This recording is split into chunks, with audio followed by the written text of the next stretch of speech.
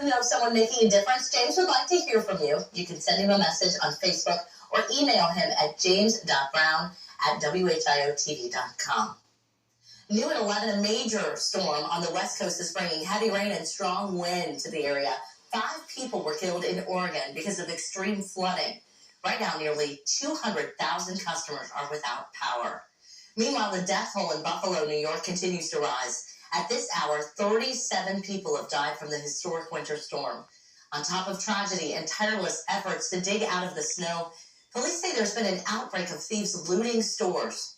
People have absolutely outright destroyed some of the stores and the markets that community, those particular communities depend on a daily basis. Tonight, there is a driving ban in Buffalo while workers clear abandoned vehicles off the streets. And now, your Storm Center 7 forecast with Chief Meteorologist McCall Vrydaghs.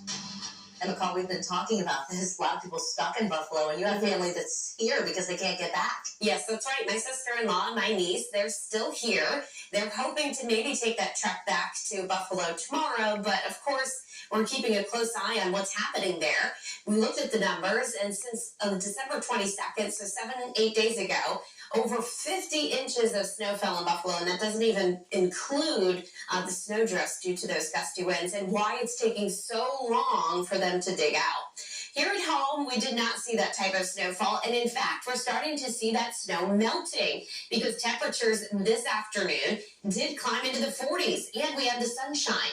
Now, that warming trend is expected to continue. Tomorrow, right on through the weekend, those high temperatures will be in the 50s. On New Year's, it is going to be soggy, especially New Year's Eve into New Year's Eve night.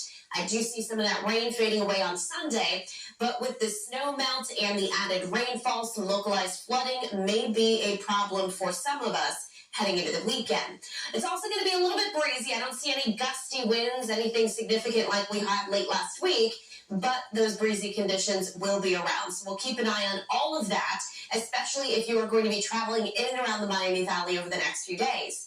Tomorrow is going to be a dry day for us. So if you want to leave the Miami Valley or if you have relatives coming in for the new year, it is going to be a good travel day, whether on the ground or in the air. Now, Friday and Saturday, that's when I see that rain moving in, and that will be when we start to see some inclement weather and perhaps some slowdowns on the roads. Here's a look outside right now in Troy, and you can see all of that snow is almost gone at this point, especially from this morning. There was a decent snowpack there. A little bit of some leftover snow there wrapping around the tree and near the edges of the road. That will melt away tomorrow, likely, with those temps in the 50s. Satellite and radar, we have a mainly clear sky overhead. By tomorrow, though, the clouds will begin to fill in as that weather maker is approaching from the west.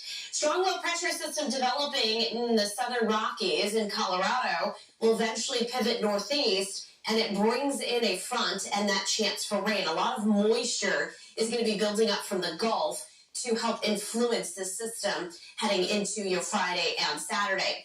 But ahead of that, we do get that southerly flow. Again, I mentioned the breezy conditions, but that's pumping in the warmer air and the moisture. Felt like spring today, even warmer for tomorrow and the next few days. Highs tomorrow expected to get to about 51 degrees shortly after lunchtime, and then we'll stay in those 50s right on through the evening. I don't see much of a drop tomorrow night either, only dipping into the 40s by Friday morning. Now let me track the rain for you. You can see through your Thursday, the clouds are going to be filling in. You may get a passing sprinkle or two during the day, but generally you'll wait until Friday for that steadier rain to arrive, especially across the north and west is where it seems to be setting up. There's 6 o'clock Friday evening.